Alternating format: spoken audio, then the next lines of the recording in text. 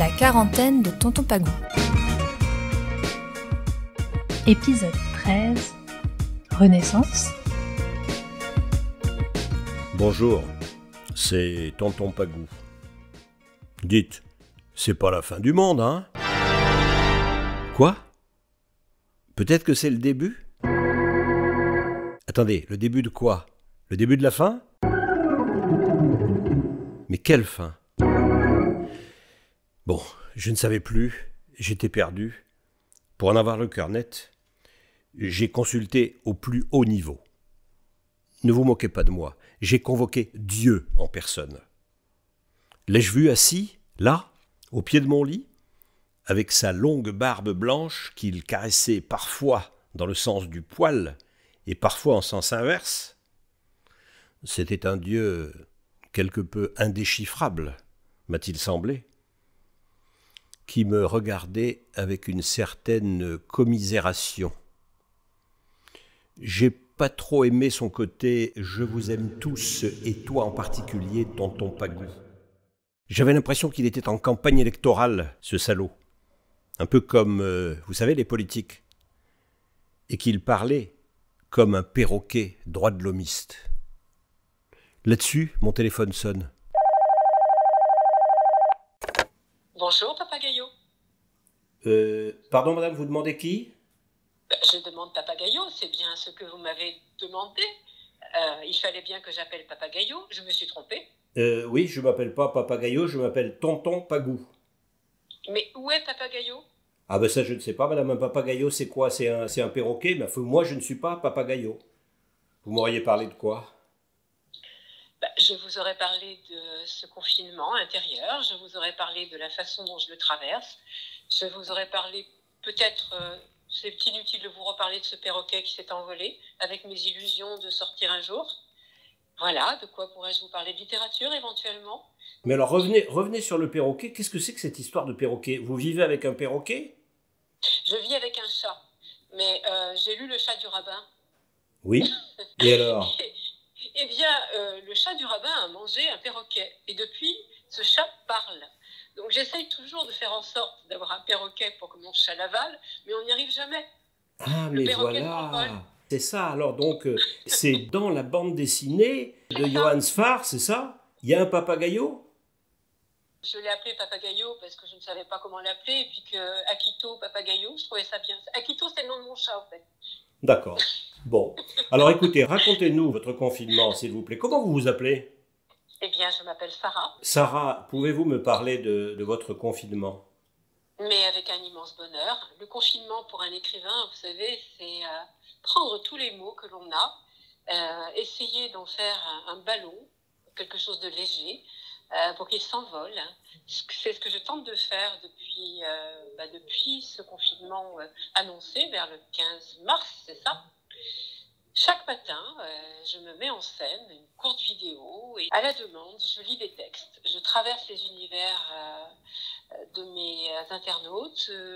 Certains me demandent Le Petit Prince, d'autres me demandent Haruki Murakami.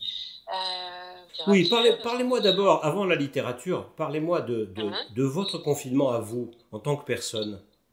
En tant que personne, Oui. alors c'est très étonnant parce que je ne vous raconterai pas ma vie, mais j'ai en moi génétiquement la notion de confinement. Je viens d'une histoire traversée par un père qui a été confiné intérieurement pendant plus de 3 ans. Et lorsque nous avons entendu que nous allions être confinés pour un temps indéfini, j'ai eu un moment de panique pendant 2 ou 3 jours, habituée en tant qu'artiste à beaucoup bouger. J'avais des spectacles qui étaient programmés, j'avais pas mal de choses en cours. Tout s'est arrêté, comme pour tout le monde d'ailleurs. Et que faire de ce temps, puisqu'il n'y avait plus de répétition, il n'y avait plus rien? Affolement. Et puis, j'ai commencé à songer à mon père, vraiment. Et qui, lui, a dû se retrouver confiné dans un espace immense qui était les plaines de Haute-Silésie. Et qui en a perdu le sens du temps, le sens de la raison aussi à un moment. Et je me suis dit qu'étant la fille de ce père-là, ce confinement-là n'était rien, celui que nous vivions maintenant. Il devait être force de vie, et il devait être force de partage et de reliance. Et c'est comme ça que j'en suis arrivée à trouver un moyen d'être reliée au monde par ces lectures. Qu'est-ce qui était arrivé à votre père ? Il lui est arrivé ce qui est arrivé à des millions et des millions de personnes. Il a été déporté. Il a été déporté à Auschwitz et, comment dire, j'ai grandi dans le silence de ce père, qui est déjà une forme de confinement, puisque c'est une interdiction d'une parole, un empêchement, des murs qui se dressent, presque infranchissables. Nous avons dans nos confinements des fenêtres, nous pouvons percevoir le soleil, nous sommes reliés par tous ces appareils magiques, dont la radio. Je n'avais pas de moyen d'atteindre, de percuter le silence de mon père. Et c'est tout ça qui m'est revenu en vérité, pendant ces 2-3 jours de confusion mentale, en me demandant comment j'allais me retrouver.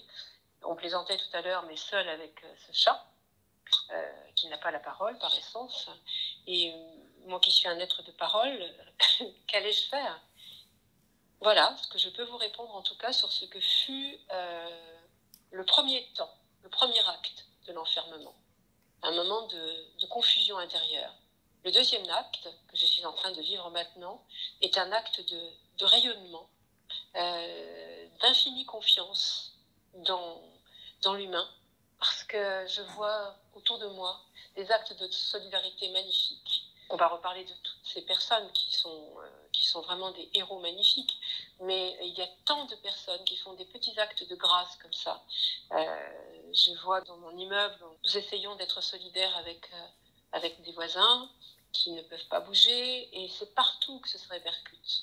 Je refuse d'entendre tout ce qui est négatif. J'ai fait un barrage, justement, à tous ces propos délétères, à la confusion des informations, à toutes ces vidéos que je refuse de voir maintenant, qui nous annoncent des complotismes. J'ai décidé de faire de ce confinement un acte de résistance. Un acte de résistance. Un acte de résistance humaniste.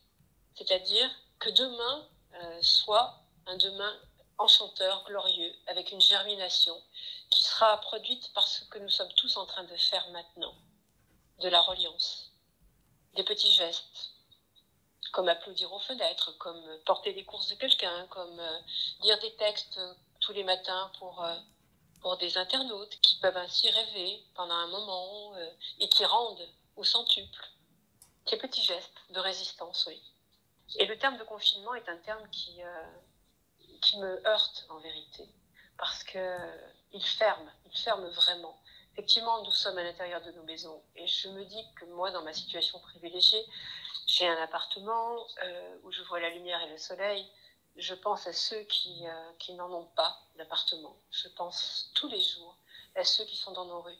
Et cet enfermement-là, c'est au-delà de ce que l'on peut ne serait-ce que percevoir, au-delà de la compassion que nous pouvons avoir. Comment est-ce que vous appelleriez ce confinement ? Quel autre mot ?